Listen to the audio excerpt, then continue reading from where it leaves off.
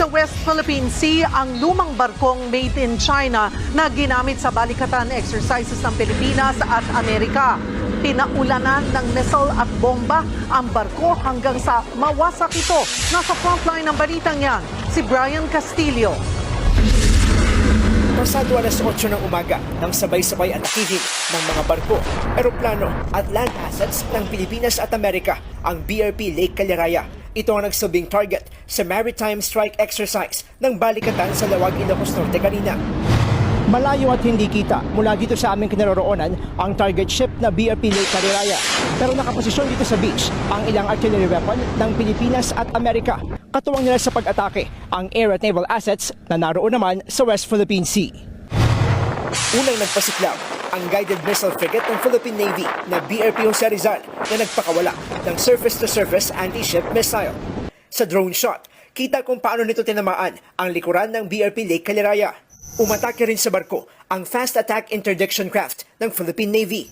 Mula Himpapawid, naglunsad din ng airstrike ang mga eroplano ng US at Philippine Air Force. Pinaulanan ng bomba ng FA-50 attack aircraft ng Pilipinas at F-16 fighter jets ng Amerika ang BRP Lake Caliraya. Dahil sa tindi ng mga tinamong pinsala, unti-unting lumubog ang barko sa laot. Makalipas ang halos 2 oras, tuluyan na itong lumubog sa dagat. Ayon sa mga opisyal ng balikatan, pinakita sa maritime strike exercise kung gaanong kalakas sa mga armas na sasalubong sa sinumang magtatangkang umatake sa dalampasigan ng Pilipinas.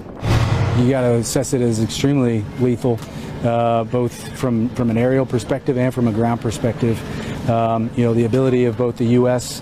And the Filipino, Army and Air Force to work together to achieve this is extremely lethal.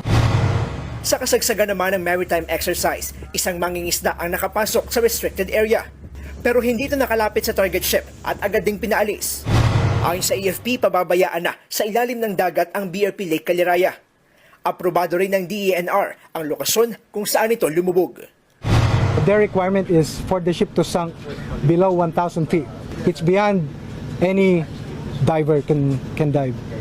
So it's safe. But it will serve as a shelter for fishes. Safe from humans and good for fishes. Nagbabalita mula sa frontline, Brian Castillo, News 5.